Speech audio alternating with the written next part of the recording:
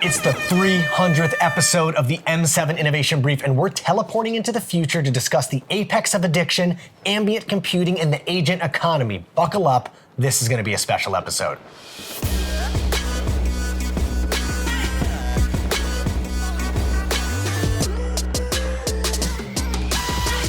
Welcome to the M7 Innovation Brief. 300 episodes. That's 6 years of doing this series. 1,800 stories and signals we've uncovered. I mean, look how far we've come. This was our first episode. I'm in some type of gray felt purgatory. I'm making cringy jokes, pretending it's a 2-camera shoot. I obviously hadn't shaved. In episodes 100 and 200, we looked back using the data points and signals we found to uncover the trends. But it's episode 300 and it comes at a serendipitous time.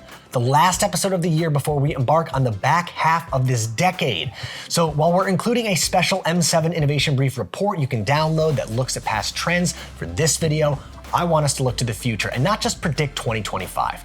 I want to discuss 3 larger technological and behavioral trends we'll see over the next 5 years. In the last decade in the US, we've went from spending less than an hour a day on our smartphones in 2013 to just under 5 hours a day in 2024. But it's not just the phone itself that's addicting. It's the multitude of software that has evolved over the years, each industry and platform becoming more addictive as they grow. It's social media, it's investing, it's online gambling and sports betting, it's AI companionship, all in your pocket. These addictions at best give us more laughs, connections, and dopamine hits that make us feel good for a little while. But at worst, these addictions can indirectly or directly drive anxiety, be destructive, and even fatal. Our prediction is that we're reaching the apex of digital addiction. What do I mean? The dam has to break. Australia just banned social media for kids under 16. US Congress is sprinting to pass KOSA, or the Kids Online Safety Act. Emmy award-winning films like The Social Dilemma have brought to the public consciousness the fact that we, as humans, cannot self-regulate our own digital addictions. While I'm not sure what exactly will cause the apex to be reached and to come out on the other side, government regulation, a groundswell from parents and schools, a ban or black swan event we can't see coming, I am hopeful that by 2030 there will be an alchemy of awareness and actual guardrails that result in us not staring down at our small black mirrors dramatically more than we are today. There's a second technological prediction that will help with this as well. So let's get to number 2. The evolution of desktop computing to mobile devices was gradual but staggering in retrospect. It wasn't a transfer of form function or screen size, it was an entirely new digital experience where platforms like Instagram and iMessage or your camera app are so native to the mobile experience that using any of these on a desktop feels inefficient and unenjoyable. The next generational shift from mobile to ambient computing will be both extraordinary and inconspicuous. What do I mean? The definition of ambient is, quote, existing or present everywhere. There are 18.8 billion connected IoT devices in our world. These are connection points. Now, think of smartwatches, Amazon Echo devices, AirPods, Meta Ray-Ban smart glasses. These are lightweight spatial computing products, meaning they're providing computational value outside of your smartphone. As these spatial computing products evolve their feature sets, combined with the rapid growth of tens of billions of these IoT connection points, we will quickly get to a point of true ambient computing. This is where we get to lessen our smartphone addiction and move to a heads-up world. It's Audi's Glossa, or Green Light Optimized Speed Advisory System, that uses AI to speak to traffic lights and tells you the exact speed to go to catch every green on your way home. It's Apple Watch automatically calling an ambulance when you've taken a fall and are unconscious. It's your Ray-Bans using Meta AI to give you the curated tour of the Coliseum or step-by-step instructions on how to change your tire in real time. Ambient computing will be powerful but invisible, inconspicuous, and ubiquitous.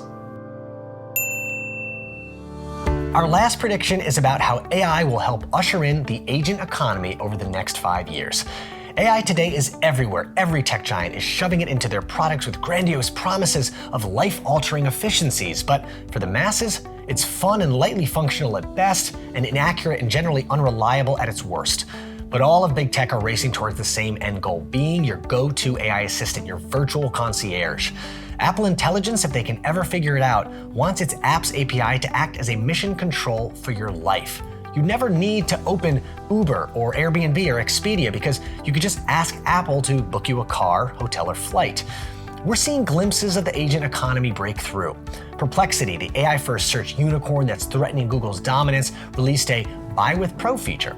With the click of a button, it goes to a website on your behalf, finds the product page, adds to cart, fills in your payment and address information, and buys the product for you in milliseconds while you're still in Perplexity's search window.